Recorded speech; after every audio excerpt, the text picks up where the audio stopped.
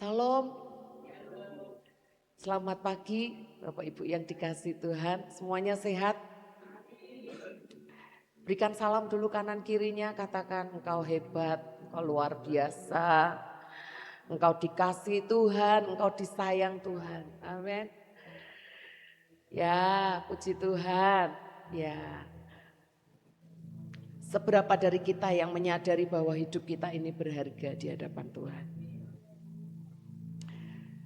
Kita ini disayang, amin. Ngomong dulu sama saya, aku disayang Tuhan. Tuhan peduli dengan hidupku. Dia mengatur semuanya sempurna. Amin. Amin Bapak Ibu. Nah, saya tuh merasakan bahwa memang Tuhan itu sangat mengasihi kita Bapak Ibu.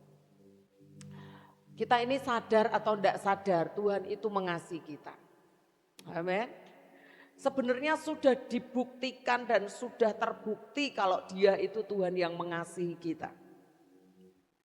Tapi masih banyak dari kita yang ketika kita merasakan sesuatu yang mungkin tidak nyaman, tidak enak, tidak sesuai harapan.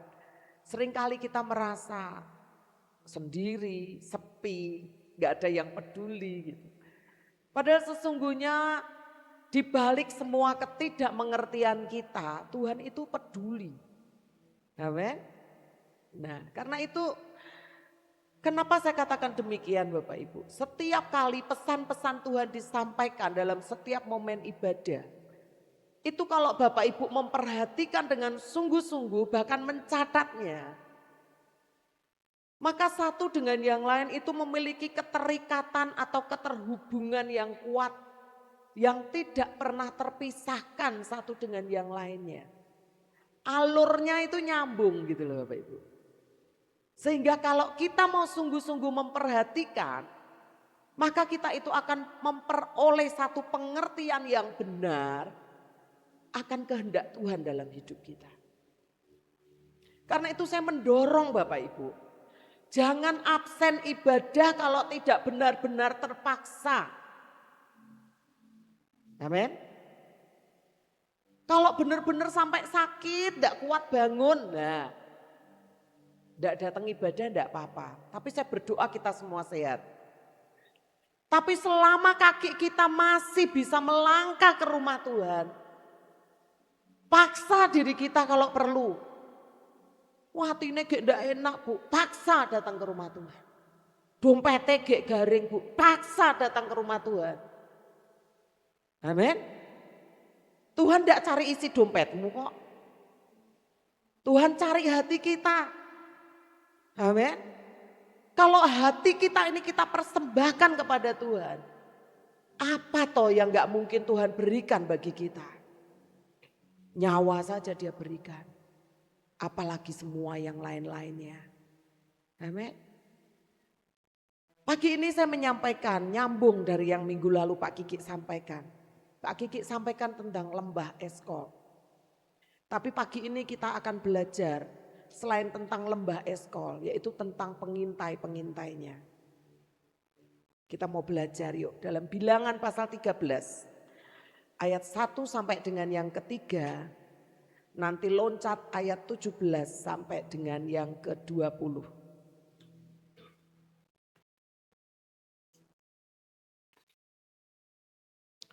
Tuhan berfirman kepada Musa, suruhlah beberapa orang mengintai tanah Kanaan yang akan kuberikan kepada orang Israel. Dari setiap suku nenek moyang mereka haruslah kau suruh seorang.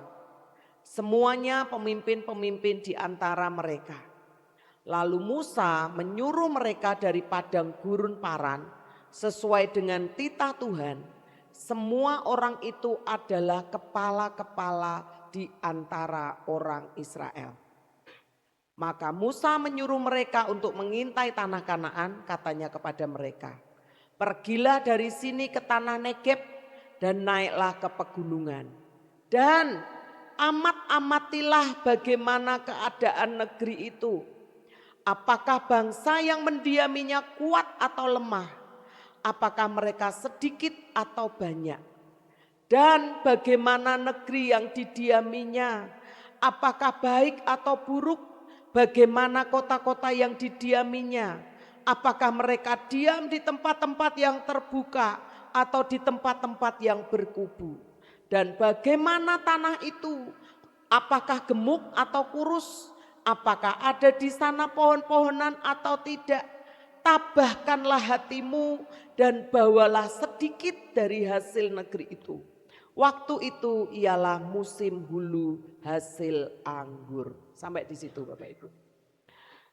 Beberapa hari lagi, beberapa minggu lagi kita akan mengakhiri tahun 2025 dan memasuki tahun 2026. Betul ya? Seberapa kita yang sudah tahu apa yang akan kita alami di tahun depan? Ada? Tentunya tidak ada satu orang pun yang tahu gitu ya. Tapi Alkitab mengajari kita gitu, seberapa kita percaya bahwa di tahun depan, di tahun baru itu banyak hal baik yang Tuhan sediakan bagi kita. Amin. Di tengah-tengah berita yang tidak baik, yang sering kali berseliweran dan kita dengar setiap hari.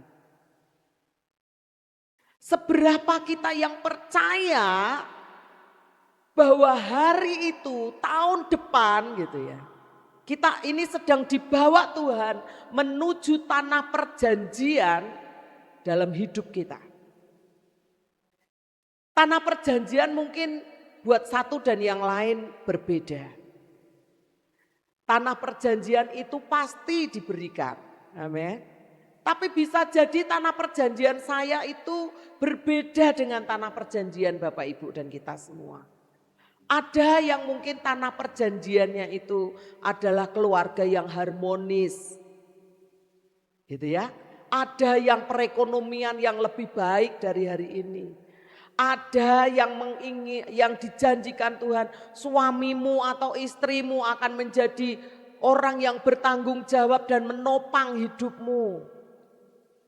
Mungkin ada yang tanah perjanjiannya pekerjaan yang gajinya berlipat-lipat dari hari ini.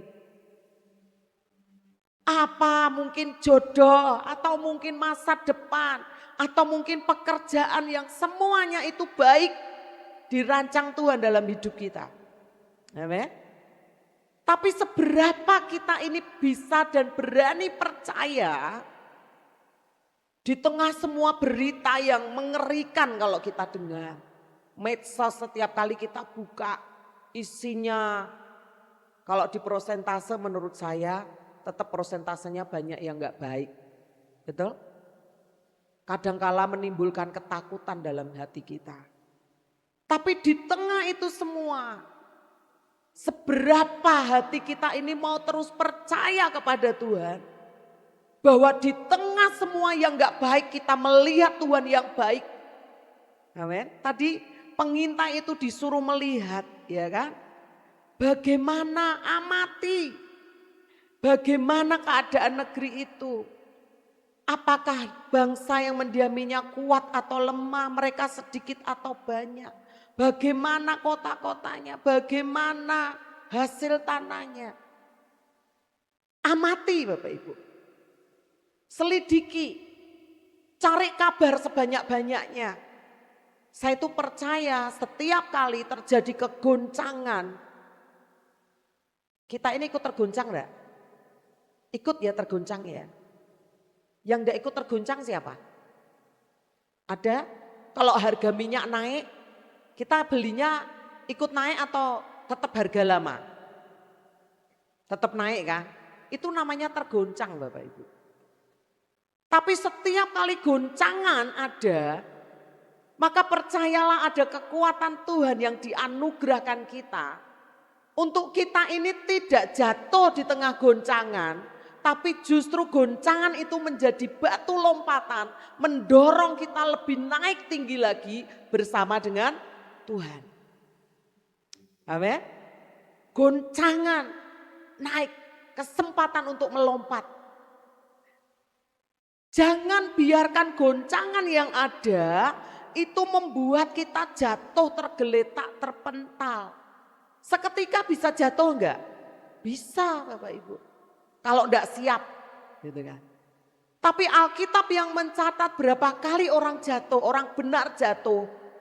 Bahkan 7 kali, bahkan sekian kali. Dia akan bangkit kembali. Dan bangkitnya itu pasti lebih kuat. Karena bersama dengan Tuhan. Nah, karena itu Tuhan suruh mengintai. Kemungkinan apa yang kita hadapi di tahun depan? Harapan apa yang Tuhan firmankan, yang Tuhan janjikan dalam hidup kita? Alkitab berkata, kita baca ya. Ini loh, janji Tuhan itu kenapa dia mau bawa di tanah perjanjian. Kita baca Bilangan 13 ayat 23. Lompat sampai 25 sampai 33. Kita pelajari. Perhatikan Bapak Ibu, banyak ayat hari ini. Kalau enggak perhatikan ngantuk. Toleh sebelah kanan kirinya. Ojo ngantuk. Nek ngantuk tak jiwit gitu ya Bapak Ibu ya. Ya toh? Nah kita baca. Ketika mereka sampai di lembah Eskol. Dipotong merekalah di sana suatu cabang dengan setandan buah anggurnya. Lalu berdualah mereka menggandarnya. Juga mereka membawa beberapa buah delima dan buah ara. Sesudah lewat 40 hari pulanglah mereka dari pengintaian negeri itu dan langsung datang kepada Musa. Harun dan segenap umat Israel di Kades di padang gurun Paran. Mereka membawa pulang kabar kepada keduanya dan kepada segenap umat itu dan memperlihatkan mereka sekaliannya hasil negeri itu. Mereka menceritakan kepadanya, kami sudah masuk ke negeri kemana kau suruh kami. Dan memang negeri itu berlimpah-limpah susu dan madunya dan inilah hasilnya. Hanya bangsa yang diam di negeri itu kuat-kuat dan kota-kotanya berkubu dan sangat besar. Juga keturunan Enak telah kami lihat di sana. Orang Amalek diam di tanah Negeb, orang Het, orang Hebus dan orang Amori diam di pegunungan, orang Kanaan diam sepanjang laut dan sepanjang tepi sungai Yordan. Perhatikan. Itu yang 10 ngomongnya seperti itu. Yang Kaleb perhatikan. Kemudian Kaleb mencoba menenteramkan hati bangsa itu di hadapan Musa katanya. Tidak, kita akan maju dan menduduki negeri itu. Sebab kita pasti akan mengalahkannya. Tetapi orang-orang yang pergi ke sana bersama-sama dengan dia berkata, kita tidak dapat maju menyerang bangsa itu karena mereka lebih kuat daripada kita. Juga mereka menyampaikan kepada orang Israel kabar busuk tentang negeri yang diintai mereka dengan berkata, negeri yang telah kami lalui untuk diintai adalah suatu negeri yang memakan penduduknya dan semua orang yang kami lihat di sana adalah orang-orang yang tinggi-tinggi perawakannya. Juga kami lihat di sana orang-orang raksasa, orang Enak yang berasal dari orang-orang raksasa. Dan kami lihat diri kami seperti belalang dan demikian juga mereka terhadap kami. Ada 2 hal, kemarin minggu kita sudah belajar. Realita yang ada. Tanah perjanjian yang berlimpah-limpah susu dan madu dibuktikan dengan buah anggur yang sangat besar. 1 tandan harus digendong 2 orang, digandar. Sampai sekarang itu daerah sana masih penghasil anggur terbaik. Karena itu tanah perjanjian Tuhan. Tapi realita yang satunya ada raksasa-raksasa yang berjaga-jaga dan memiliki berkuasa atas tanah perjanjian itu. Artinya kalau mau menikmati tanah perjanjian maka harus berperang melawan raksasa. Nangkap sampai sini ya Bapak Ibu ya. Kalau kita mau menikmati hasil yang besar dalam hidup kita, jangan pernah berharap bahwa tantangannya itu mudah. Amin. Hasil yang besar itu sudah pasti dengan kerja keras yang lebih banyak. Tantangan yang besar itu tentunya tidak akan menghasilkan yang sedikit. Seringkali kita iri dengan hidup orang lain. kok orang itu enak ya? Orang itu punya perusahaan, punya ini, punya itu. Jangan salah Bapak Ibu. Mereka yang punya usaha, mereka yang punya perusahaan mungkin pusingnya itu berlipat-lipat dari kita. Kalau kita tidur tinggal tidur, kalau mereka harus memastikan semuanya dalam keadaan aman. Besok apalagi yang harus diurus dan sebagainya. Semua yang besar itu memerlukan sesuatu yang besar juga untuk dikerjakan. Tantangan yang besar itu pasti akan membuahkan, menghasilkan sesuatu yang besar juga. Kalau hari ini tantangan hidupmu besar, percayalah di balik tantangan yang besar, itu pasti ada berkat yang besar juga dalam hidupmu. Jangan menyerah, jangan menjadi lemah. Jangan kecilkan kekuatanmu seperti 10 pengintai yang berkata, kami ini seperti belalang di hadapan mereka yang raksasa. Loh, orang lain itu sudah seringkali menghina, merendahkan kita Bapak Ibu. Betul enggak? Jangan sampai kita sendiri merendahkan diri kita sendiri di hadapan orang lain. Berdiri tegak di hadapan orang, mau orang lain rendahkan kita. Itu hak mereka untuk merendahkan kita. Tapi bagian kita berdiri tegak, ada Tuhan yang berdiri bersama dengan kita. Sehingga kita tidak menjadi rendah di hadapan mereka. Kita tidak menjadi kalah oleh siapapun juga. Karena ada Tuhan yang bersama dengan kita. Seringkali saya itu gemes kalau dengar orang berkata, ya kita ini kan cuma sedikit Bu, kita orang minoritas. Ih, mbok rasa ngomong kayak ono. Nyepelek ke Tuhan Bapak Ibu. Tahu enggak nyepelek ke Tuhan? Gitu ya. Nanti kita sampai di situ. Nah, pertanyaannya Bapak Ibu. Seberapa banyak dari kita yang sudah pernah mengalami kebaikan Tuhan? Pertolongan, berkat-berkat Tuhan, siapa yang sudah mengalami? Yang enggak angkat tangan enggak pernah ngalami ya? Kasihan deh lu. Ya, tapi pertanyaannya lagi, sudah ngalami ditolong Tuhan, sudah ngalami berkat Tuhan, sudah ngalami terobosan yang dari Tuhan. Lah kok nek ada tantangan kok gampang meleketre. Loh, iya apa ya? Semangatnya loh nek dompetnya penuh. Lah nek dompetnya kalong seperapat nek garek recehan, tetap semangat enggak Bapak Ibu? Lah wong ndak ada yang nanya kok ke gereja bawa uang berapa? Ndak ada toh? Tapi puji Tuhan sekarang sudah tidak pernah saya dengar hal itu. Dulu-dulu saya sering kali dengar melu ngo gereja orang duwe persembahan. Sombong men, bener loh. Ada Pupa Lupi ngomong, sombong men kowe. Emangnya piro persembahanmu? Kok nok gereja kok ndadak nggawa duit sing akeh? Emangnya piro persembahanmu? Loh, Bapak Ibu, yang utama Tuhan cari hati kita. Kalau hati kita bawa ke Tuhan, soal yang lain-lain diurus sama Tuhan. Amin. Kalau kemarin sudah ditolong, hari ini, tahun depan dan seterusnya pasti juga Tuhan tolong. Jangan sampai kita berkata, aduh tapi kali ini sulit masalahnya Bu. Perekonomiannya tambah buruk. Suamiku semakin didoakan tambah semakin menjadi-jadi. Ini kemarin sharing saya dengan seseorang. Oh malah HP toh.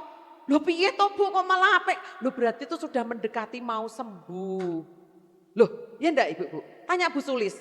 Kalau borok, luka bekas operasi atau luka bekas jatuh, sudah kering, luarnya kering, dalamnya masih agak basah. Itu kan rasanya gatel kempriak toh. Betul enggak? Oh jadi kukur. Kalau digaruk tambah berdarah lagi, sakit lagi. Diobati terus sampai benar-benar luar dan dalamnya itu sembuh. Saya berkata kepada seseorang yang kemarin sharing dengan saya, teruskan doa puasamu.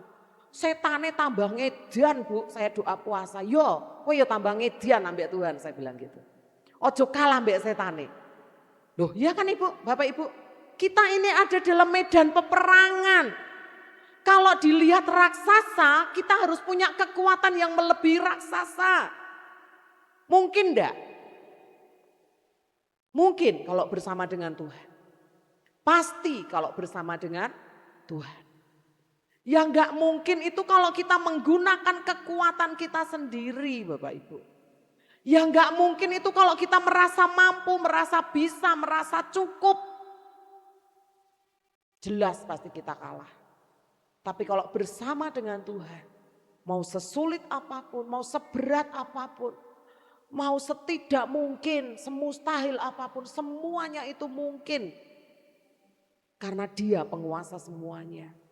Allah pencipta semesta itu yang bersama dengan kita. Amin. Setiap kali pemimpin pujian mengajak kita berkata, datanglah kerajaanmu Tuhan, jadilah kehendak-Mu. Loh, siapa yang bisa menggagalkan kehendak Tuhan dalam hidup kita? Pihak lain tuh gak bisa Bapak Ibu. Kecuali kita yang menolak Tuhan. Nangkep ya? Karena itu jangan pernah tolak Tuhan. Bagus sekali yang dikatakan oleh Kaleb, dikatakan jika Tuhan berkenan. Ya kan? Yuk kita baca saja.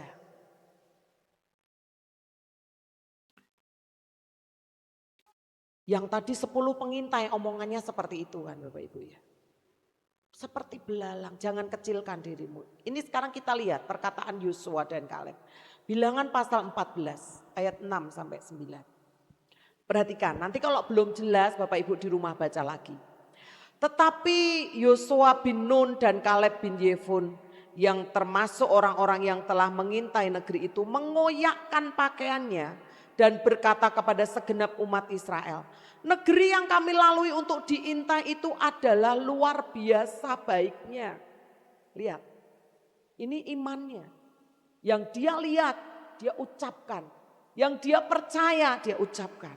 Dan dia katakan, jika Tuhan berkenan kepada kita, maka iya, ya, Tuhan yang akan membawa kita masuk ke negeri itu.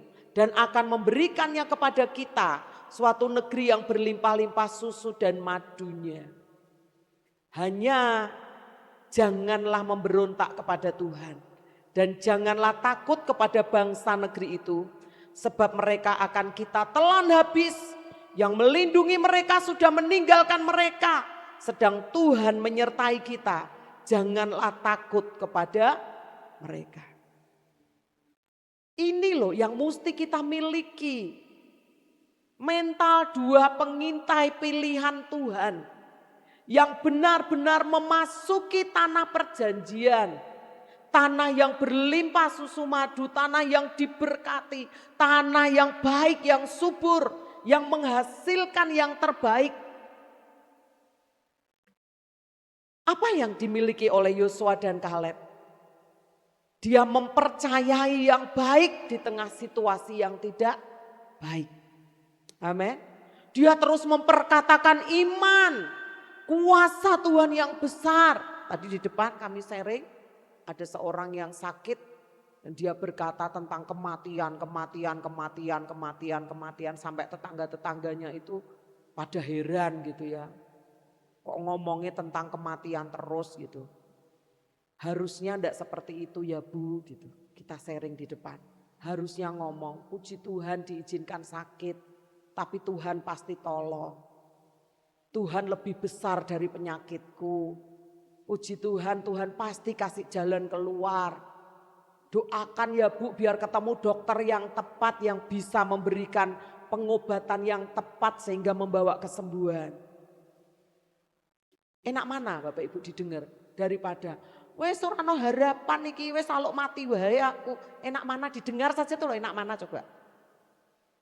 Kan lebih enak kalau kita bersemangat ya kan. Kemarin Pak Adit ketika pertemuan hamba Tuhan, dia berkata istrinya itu kanker, kista yang divonis ganas gitu ya. Dan istrinya menjadi kurus, puluhan kilo berat badannya turun. Dan dia berkata, istri saya tuh luar biasa, dia tetap melayani saya, mengerjakan semua tanggung jawab di rumahnya. Dia tetap tersenyum di depan anak-anak, di tengah jemaat. Dia tetap tersenyum dan berkata Tuhan baik. Sekalipun nanti kalau sudah masuk kamar dia harus nangis minta kekuatan sama Tuhan. Tapi Tuhan itu baik. Setelah 10 bulan harus kemo, harus terapi, disinar dan sebagainya. Rambutnya berondol habis. Diizinkan Tuhan. Tapi yang luar biasa dia tetap percaya dan mengasihi Tuhannya. Hati saya seringkali gak tahan. Lihat istri saya begitu setianya dengan Tuhan. Tapi November kemarin Tuhan ternyata kasihan dengan istri saya. Hasil setelah 2 kali operasi kistanya diangkat, rahimnya diangkat. Dokter berkata bahwa tidak ada sisa, bahkan tidak ada keganasan lagi. Bapak Ibu, seruan kita tuh tidak pernah sia-sia di hadapan Tuhan. Amin. Pengharapan kita tuh tidak pernah sia-sia sekalipun kondisinya sepertinya memburuk. Tapi mari tetap percaya kepada Tuhan, terus perkatakan iman. Itu yang dikatakan Yosua dan Kaleb, dia terus memperkatakan iman. Dia katakan apa tadi? Jangan takut. Yang melindungi mereka sudah pergi, Tuhan menyertai kita. Jika Tuhan berkenan, Tuhan yang bawa kita masuk. Loh enggak mengandalkan kekuatannya loh Bapak Ibu. Dia enggak berkata, tenang aja pasukan kita besar, jumlah kita lebih banyak. Enggak. Tapi dia selalu mengedepankan Tuhannya. Dia selalu memperkatakan iman dan kuasa Tuhan yang hebat, yang dahsyat. Ini tema kita tahun depan. Betapa dahsyat kuasa Tuhan di tengah kita. Amin. Mencari perkenanan Tuhan. Loh itu loh, syaratnya tadi apa? Hanya jangan memberontak kan gitu. Jangan takut, itu syaratnya. Cari perkenanan Tuhan, apa yang harus aku lakukan Tuhan dengan situasiku hari ini. Kita ini kan tidak bisa kontrol kan Bapak Ibu. Kadangkala situasi kita ini sekalipun kita sudah melakukan yang benar, melakukan yang baik. Kenyataannya belum berubah juga, masih enggak baik. Betul enggak? Saya enggak ngajari kita untuk kita ini tinggal di awang-awang yang halu, semuanya baik, mulus. Kayak jalan tol aja banyak kecelakaan kok.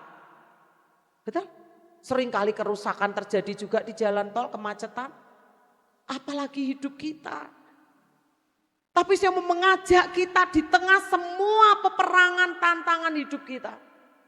Mari cari perkenanan Tuhan. Cari pimpinan Tuhan, cari supaya Roh Kudus menempatkan langkah apa, keputusan apa, perkataan apa yang keluar dan kita lakukan dalam hidup kita. Semakin hari Bapak Ibu, mari semakin bergantung dengan Tuhan. Jangan pernah mengandalkan kekuatan kita sendiri. Di lembah Eskol itu menentukan. Itu mereka sudah ngicipi buah anggur yang sedemikian luar biasa. Alkitab mencatat ada buah delima dan beberapa buah lainnya. Anggur delima itu adalah perlambang atau simbol dari buah raja-raja. Pada masa itu buah itu menjadi lambang kejayaan, lambang kesuksesan, lambang pemerintahan. Lambang di mana Tuhan berdaulat memberkati umatnya. Hari ini percayalah bahwa Tuhan sedang membawa kita pada masa-masa yang tidak sama. Di mana setiap kita yang mau bergantung sepenuhnya kepada Tuhan akan dibawa naik oleh Tuhan. Hidup kita enggak pernah sama. Kualitas kita akan tetap naik, berkat kita naik, kepercayaan Tuhan naik. Amin, Bapak Ibu. Semua akan kita nikmati kalau kita sungguh-sungguh mau belajar. Memandang ke depan. Bahwa di depan ada tanah perjanjian yang luar biasa yang Tuhan sediakan buat kita. Karena itu di Eskol itu Bapak Ibu. Di lembah Eskol, lembah yang subur. Itu ada di bagian pinggiran tanah perjanjian. Saya membayangkan baru pinggirnya kayak gitu. Apalagi dalamnya. Betul? Kalau lahan pertanian itu kan kalau di pinggir-pinggir itu kan gampang disusupi gitu ya. Kadang hasilnya bagus sudah dicuri sama orang, kan gitu ya. Kalau yang di tengah itu bukankah lebih dirawat, lebih terjaga, pupuknya mungkin lebih merata sehingga hasilnya jauh lebih baik daripada yang di pinggir. Betul Bapak Ibu? Itu baru ngicipi, apalagi kalau yang sudah kenyataannya. Demikian dengan kita. Hari ini sampai dengan hari ini, bukankah kita sudah menikmati yang baik dari Tuhan? Di depan ada yang jauh lebih baik lagi. Amin. Di depan ada yang lebih dahsyat lagi. Di depan gereja ini akan lebih besar lagi di hadapan Tuhan dan manusia. Di depan akan dibutuhkan ruangan yang lebih luas lagi. Sarana prasarana yang lebih banyak lagi. Pelayan-pelayan yang lebih banyak lagi. Orang-orang yang cinta Tuhan, yang takut akan Tuhan yang lebih banyak lagi. Akan ditambahkan Tuhan di antara kita. Karena itu siapkan diri kita semua. Siapkan diri kita semua. 3 hal lagi saya mau menambahkan. Bahwa di lembah Eskol itu mata Tuhan tertuju kepada 12 pengintai. Karena mereka itu menjadi wakil dari seluruh bangsa Israel. 12 orang ini menjadi penentu apakah bangsa Israel itu sungguh-sungguh akan masuk tanah perjanjian, menikmati semua yang baik dari Tuhan ataukah tidak. Tapi pada kenyataannya hanya 2 yang sesuai dengan kriterianya Tuhan. Sehingga pada akhirnya bangsa Israel generasi pertamanya tidak masuk tanah perjanjian. Hanya yang berusia 20 tahun ke bawah yang lahir di padang gurun itu yang justru masuk tanah perjanjian. Kemarin minggu ketika Pak Kiki sampaikan itu ada kengerian dalam hati saya Bapak Ibu.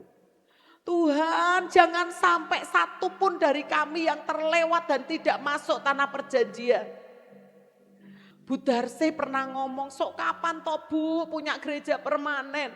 Ojo sampai aku mati sih katanya begitu. Oh enggak, nanti Bu Darse yang motong pita.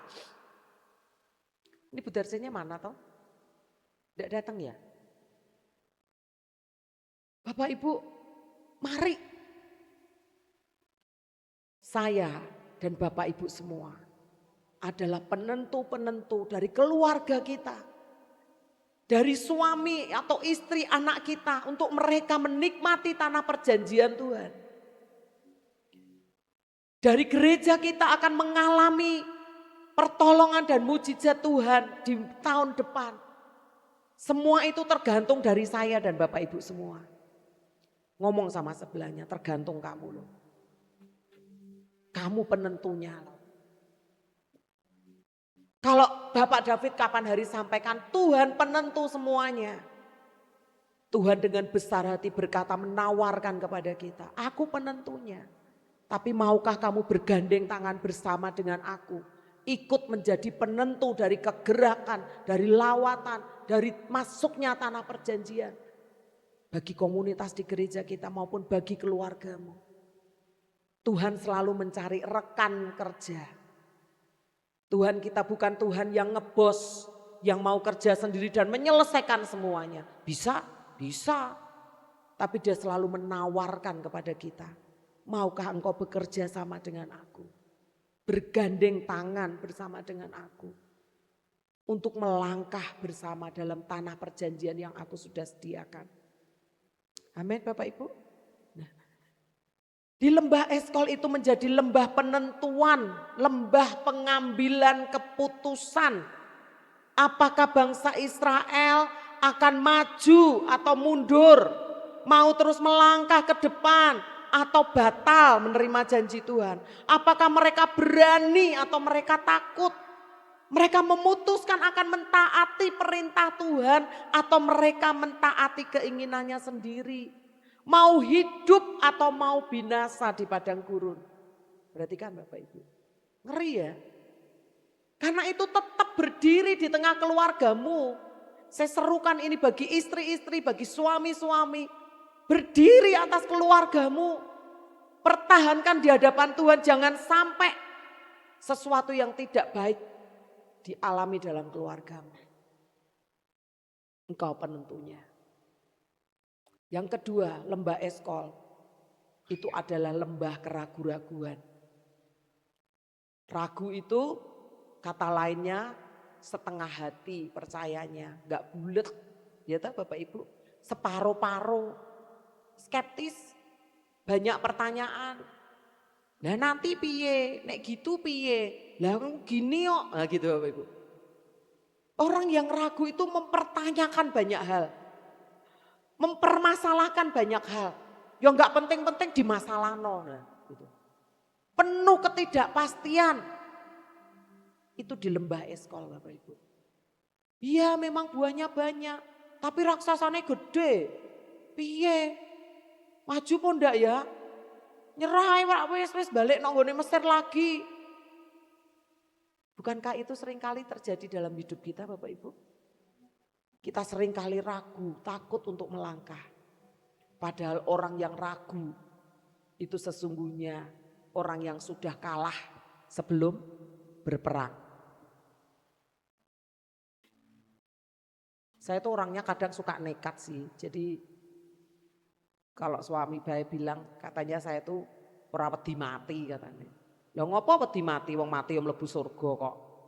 Benar Bapak Ibu? Ya toh? Ngapa takut? Yang penting, yang perlu kita pastikan itu harus hati-hati. Berani itu harus, nekat itu yang enggak boleh. Karena berani itu pasti penuh perhitungan, tapi kalau nekat itu tanpa hitungan. Jadi dibedakan hal itu. Coba kita baca lagi.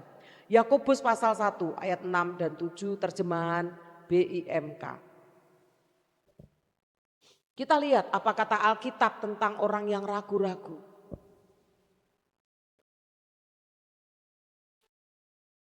Yakobus pasal 1 ayat 6 dan 7.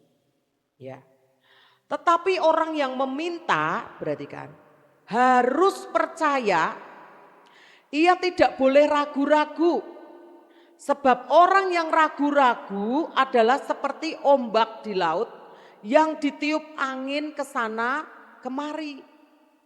Orang yang seperti itu tidak tetap pikirannya, tidak bisa mengambil keputusan apa-apa dalam segala sesuatu yang dibuatnya. Karena itu tidak usah juga ia mengharapkan untuk mendapat apa-apa dari Tuhan. Ngeri ya. Keraguan-raguan akan Tuhan dan firman-Nya itu Bapak Ibu. Lebih mengerikan dari apa yang kita kira hanya sekedar hati-hati. Karena keraguan-raguan akan Tuhan dan firman-Nya itu menjadi seperti satu penghinaan. Bahkan di hadapan Tuhan itu menjadi pemberontakan. Itu bukan sesuatu yang main-main loh. Karena itu sebabnya kita berkata, lah Tuhan kok tega mentok. Orang yang sudah berjuang di padang gurun, pemimpin-pemimpinnya itu kan hanya menyarankan hati-hati itu raksasa gitu kan Bapak Ibu. Tapi Alkitab berkata yang ragu-ragu itu dianggap pemberontak loh Bapak Ibu. Yang membesar-besarkan lawan, yang membesar-besarkan musuh kita itu dianggap pemberontak di hadapan Tuhan. Karena itu jangan pernah besar-besarkan masalahmu. Amin. Jangan pernah besar-besarkan kekuranganmu. Jangan pernah rendahkan kuasa Tuhan yang bekerja yang jauh lebih besar dari kehidupanmu. Kita baca Bilangan 14 ayat 11 dalam terjemahan AYT.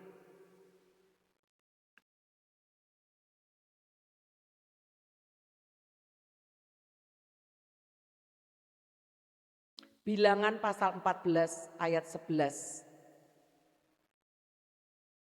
Saya memilih ejaan yang mudah untuk kita pahami ya Bapak Ibu. Alkitabnya tetap LAI, tapi ini menunjang kita, memberi pengertian supaya lebih cetol gitu ya Bapak Ibu ya. Bilangan pasal 14 ayat 11. Saya membacakannya aja ya. Tuhan berkata kepada Musa, sampai kapan umat ini akan menghina aku? Loh, perhatikan. Sampai kapan mereka tidak mau percaya kepadaku, padahal aku telah melakukan banyak mujizat di antara mereka. Karena itu tadi saya tanya, siapa yang sudah pernah ditolong Tuhan? Siapa yang sudah pernah diberkati Tuhan? Jangan sampai kalau hari ini kita belum melihat pertolongan Tuhan, kita kemudian tidak percaya lagi kepada Tuhan. Jangan pernah ragukan Tuhan. Amin. Yang ketiga, lembah Eskol itu juga adalah lembah kelimpahan. Jelas ada anggur yang sangat baik kualitasnya. Satu tandan saja harus digandar 2 orang. Sekarang saya membayangkan anggur di sana berapa harganya. Anggur di sini saja anggur hijau sudah berbunyi lumayan harganya gitu ya. Itu tandan yang kecil loh. Saya berpikir Tuhan enggak apa yang dikirim ke sini itu yang kualitas afkiran ya. Yang di sana itu yang montok-montok gitu ya buahnya. Mungkin dinikmati oleh orang-orang sana gitu ya. Kalau kita lihat medsos itu kan stroberi sak genggeman gitu kan Bapak Ibu besar-besar gitu. Pengen Bapak Ibu, saya tuh pengen ke Israel. Yuk siapa yang pengen? Sama-sama kita berdoa supaya kita bisa ke Israel yuk. Amin. Guyu-guyu tok Bapak Ibu berdoa, enggak ada yang mustahil. Ya toh? Nah, itu lembah kelimpahan. Seperti Yohanes pasal 10 ayat 10 bagian B. Alkitab itu berkata, aku datang kata Tuhan supaya mereka mempunyai hidup dan mempunyainya dalam segala kelimpahan. Dari mana kelimpahan itu mulai berasal Bapak Ibu? Dari hati kita. Betul? Ketika hati kita ini terjaga, damai, tenang, tidak gampang baper, tidak emosian. Siapa yang sudah tidak seperti itu? Pastikan sebelah kananmu masih bisa tersenyum dengan baik kah? Ataukah mukanya baru kecut seperti tetap bersuka cita apapun keadaannya ya toh. Tidak mudah marah. Meh suamine istrine ngakokno ati tersenyum gitu. Diguyoni saja. Masalah itu biasa. Yang luar biasa itu Tuhan kita. Amin. Dimulai kelimpahan itu adalah dari sikap hati, dari respon yang seperti itu. Maka kita akan melihat yang limpah itu. Alkitab itu berkata loh, kalau hati kita tenang, hati kita damai, berkat itu ngikut dari belakang gitu ya. Tapi kalau sudah ribut terus di rumah, suaminya atau istrinya cari gara-gara ribut terus, lo berkat sudah indek-indek di depan pintu lo balik. Pak Sido wedi aku ndelok tukaran kayak, oh piye coba Bapak Ibu. Iya toh? Nggak jadi masuk berkatnya. Tapi ketika kita mau terus merendahkan hati kita di hadapan Tuhan, maka kita akan lihat bahwa kelimpahan dimulai dari kelimpahan damai, kelimpahan sejahtera, kelimpahan sukacita. Alkitab yang ngajari bersukacitalah dalam Tuhan. Maka Tuhan memberikan apa yang diingini hatimu. Makanya kita terus memuji Tuhan, menyembah Tuhan. Pujian kita melebihi target dari yang sudah-sudah. Mau mulai pujian penyembahan. Mau firman tambah lagi, nanti habis firman tambah lagi. Mau pulang tambah lagi. Gitu sih do kurangan. Apa jam ibadah kita mau ditambah lagi aja? Bapak Ibu, kenapa demikian? Karena Alkitab yang berkata bersukacitalah di dalam Tuhan, maka Tuhan yang akan memberikan apa yang diingini hatimu. Kita menginginkan gereja permanen, betul? Kita menginginkan semua yang baik dan itu pasti Tuhan berikan ketika semua kita dengan sukacita terus memuji dan menyembah Tuhan. Kalau Bapak di dunia tahu memberi yang baik, apalagi Bapak di surga. Saya ingatkan lagi, ngomong sama Tuhan, Tuhan di surga tidak ada yang kontrak-kontrak. Di dunia, aku ini kan anakmu toh Tuhan. Sama ya Tuhan, yang di surga jadi seperti yang di bumi. Biar kita enggak kontrak-kontrak lagi. Amin Bapak Ibu. Percaya firman Tuhan itu ya dan amin. Tuhan tidak pernah ingkar dengan firman-Nya. Apapun raksasanya dalam hidupmu, apapun tantangannya, apapun musuh-musuh yang harus kau perangi dalam kehidupanmu, semakin musuh itu besar, semakin tantangannya besar, maka berkat Tuhan dan rencana Tuhan juga semakin besar dalam kehidupanmu. Jangan hadapi raksasa itu dengan kekuatanmu, tapi andalkan Tuhan, Dia yang memberi kemenangan. Saya berdoa Bapak Ibu, kita semua seperti Kaleb dan Yosua. Kita baca Bilangan pasal 32 dan sebentar kita akan selesai. Bilangan 32 ayat 12 dalam terjemahan FAYH. Ini yang Tuhan cari di tengah-tengah kita.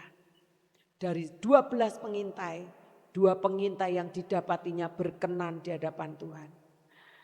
Bilangan 32 ayat 12. Saya bacakan Bapak Ibu ya. Kecuali Kaleb putra Yefune orang Kenas dan Yosua putra Nun. Perhatikan ini. Kenapa Alkitab selalu menulis bin atau putra atau anak dari? Karena orang tua akan menentukan kualitas anaknya. Orang tua dengarkan. Jangan merasa cukup beribadah sendiri tanpa membawa anak-anakmu datang dengan sungguh-sungguh kepada Tuhan. Bawa mereka sejak dari kecil, dari sejak dini, bawa mereka untuk mereka semakin dekat dan mendekat dengan Tuhan. Maka mereka akan menjadi perkasa di hadapan Tuhan. Nah ini dikatakan Kaleb putra Yefune orang Kenas, Yosua putra Nun. Nama orang tua mesti dicantumkan di belakang anaknya.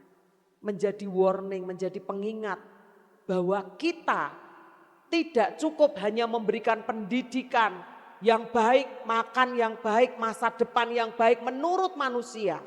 Tapi kita harus memberikan warisan-warisan ilahi, warisan-warisan rohani, hidup yang penuh dengan takut akan Tuhan.